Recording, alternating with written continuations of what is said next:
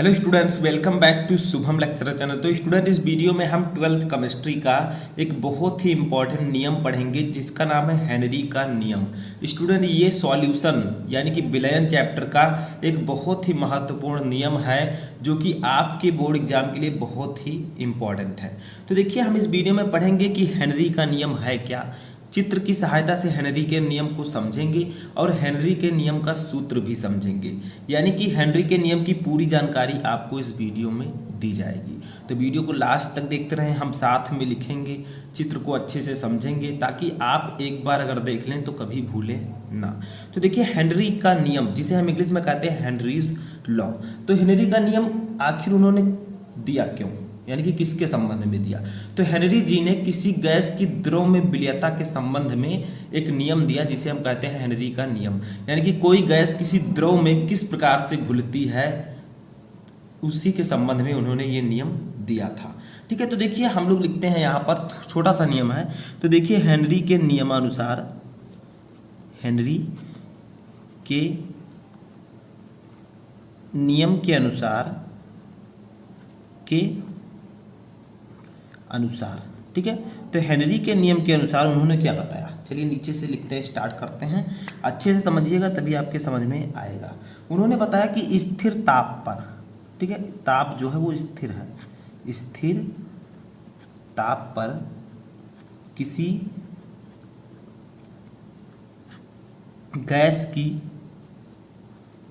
Gas की द्रव में विलयता का मतलब घुलना, ठीक है। कोई चीज़ किसी में कितना विलय है यानी कि कितना घुल सकता है, गैस के दाब के समानुपाती, ठीक है, समानुपाती आप कह सकते हैं अनुक्रमानुपाती, नाम तो आपने सुना ही होगा, ठीक है। समानुपाती होता है, ठीक है, समानुपाती होती है, ठीक है। तो क्या कहा गया है पहले समझिए, तब हम चित्र को समझते हैं।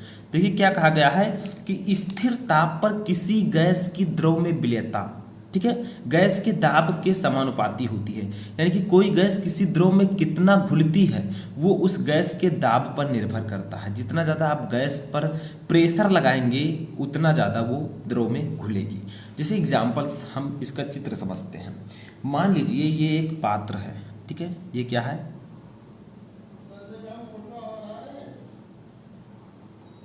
ये एक बर्तन है, ठीक है, समझ में आया। अब इसमें जो है वाटर भरा हुआ है, देखिए इसमें क्या है, इसमें कोई द्रव है। अब द्रव लिक्विड जो है वो जल, एक द्रव है, सभी को पता है।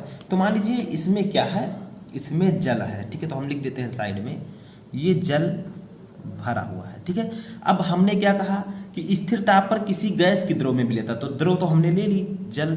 अब मान लीजिए इसमें O2 गैस को प्रवाहित किया गया है, क्या, O2 गैस। तो हम यहाँ पर O2 लिख देते हैं थोड़ा अच्छे से, O2 का मतलब क्या है, ऑक्सीजन, ऑक्सीजन एक गैस है, ठीक है।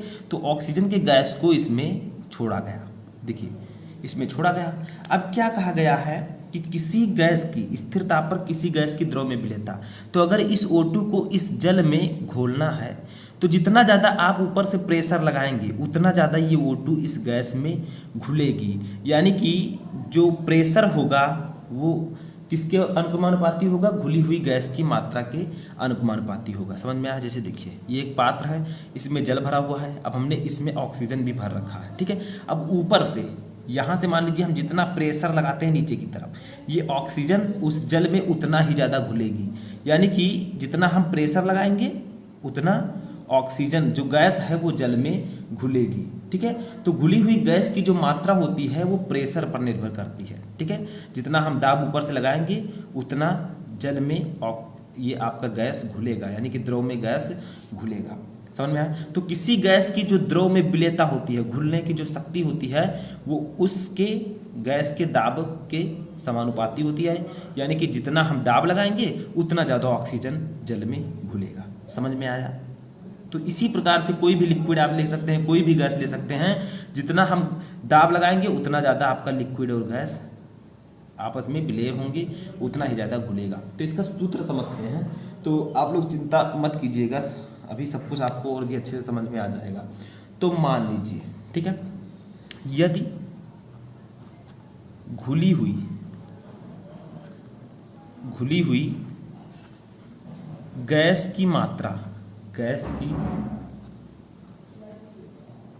मात्रा स्मॉल m हो, क्या हो, स्मॉल m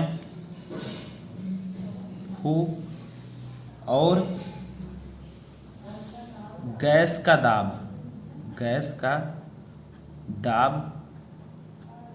स्मॉल p हो, तब हेनरी के नियमानुसार, ठीक है, हेनरी के नियमानुसार क्या कहा गया है, हेनरी के नियमानुसार कि जो आपका m है, घुली हुई गैस की मात्रा है, वो क्या है, अनुक्रमानुपाती है किसकी, p की, ठीक है, वो अनुक्रमानुपाती है p की। तो यही आपका फार्मूला हो जाएगा कि जितना ज़्यादा हम प्रेशर लगाएंगे उतना ज़्यादा कोई गैस द्रव में घुलेगा। ये सीधा सीधा उन्होंने बताया, ठीक है। अब इसको अगर हम सही से लिखना चाहें, इस अनुक्रमानुपाती या समानुपाती के चिन्ह को हम हटाना चाहें, तो क्या करेंगे, हम लोग सभी को पता है, कोई नियतांक लगा देंगे। तो m इक्वल टू आपका हो जाएगा, एक नियतांक ले आएंगे k इंटू पी। अगर हम अनुक्रमानुपाती के चिन्ह को हटाएंगे तो कोई नियतांक लगाना होगा, तो हमने यहाँ पर k रख दिया है, ठीक है। तो ये आपका हो जाएगा कैपिटल K इंटू पी, ठीक है। तो ये आपका फार्मूला हो जाएगा। अब एक चीज़ और यहाँ पर समझना है कि आखिरकार ये K क्या है। तो देखिए, हम तीनों को लिख देते हैं। M आपको पता है घुली हुई गैस की मात्रा, P आपको पता है गैस का दाब, ठीक है, साम्य अवस्था में गैस का दाब। लेकिन K क्या है, K को हम लिख देते हैं, K यहाँ पर आपका है समानुपाती स्थिरांक,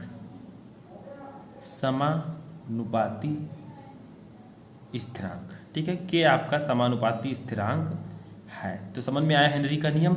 सिर्फ एक बार और समझ लीजिए, क्या कहा मैंने कि किसी गैस की द्रव में विलेयता गैस के दाब के समानुपाती होती है।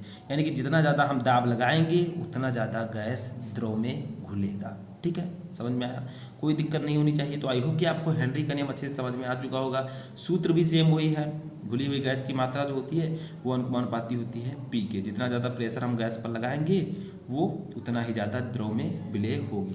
तो इस नियम को अगर समझ में आ चुका हो तो वीडियो को लाइक कर दीजिए। मैं आपके लिए अगला नियम राउल्ट का नियम भी जल्द ही लेकर आऊँगा।